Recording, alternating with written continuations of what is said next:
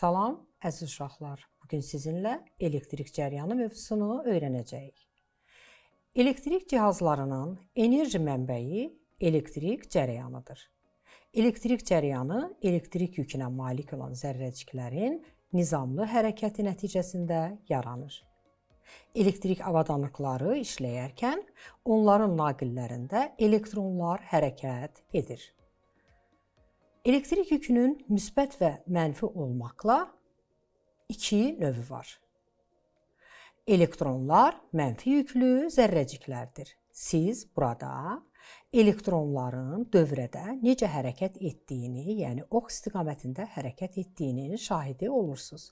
Elektronların nizamlı hərəkəti üçün lazım olan enerjini batareya və ya elektrik şəbəkəsi təmin edir.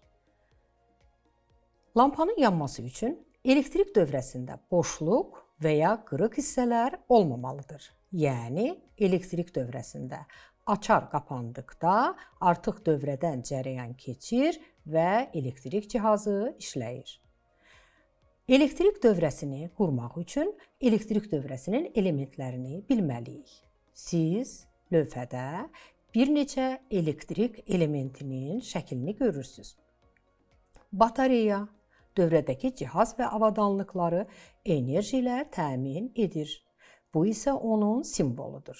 Naqil dövrə elementlərini enerji mənbəyi ilə birləşdirir.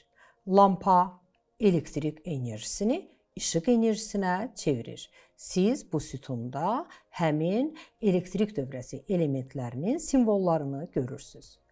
Elektrik motoru elektrik enerjisini kinetik enerjiyə çevirir. Zəng elektrik enerjisini səs enerjisinə çevirir. Açar enerji mənbəyi ilə avadanlıq arasında əlaqəni kəsir və qurur.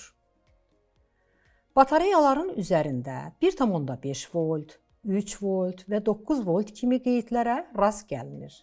Bu qeydlər batareyanın gərginliyini bildirir. Gərginlik nə qədər yüksək olarsa, batareyanın yüklü zərrəciklərə verdiyi enerji də o qədər çox olar. Gərginliyin vahidi voltdur və voltmetr adlanan cihazla ölçülür. Elektrik cəryanını isə ampermetrlə ölçürlər. Elektrik cəryanının şiddəti isə 1 amperdir. Siz ekranda ampermetrin şəklini görürsünüz. Ampermetrin şərti işarəsi bu simvoldur, voltmetrin şərti işarəsi isə budur.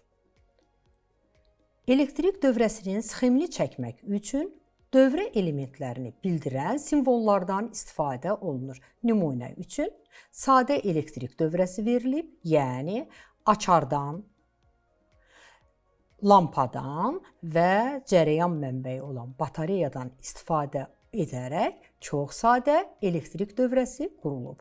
Bu isə simvollardan istifadə edərək elektrik dövrəsinin sxemidir. Diqqətinizə görə sağ olun.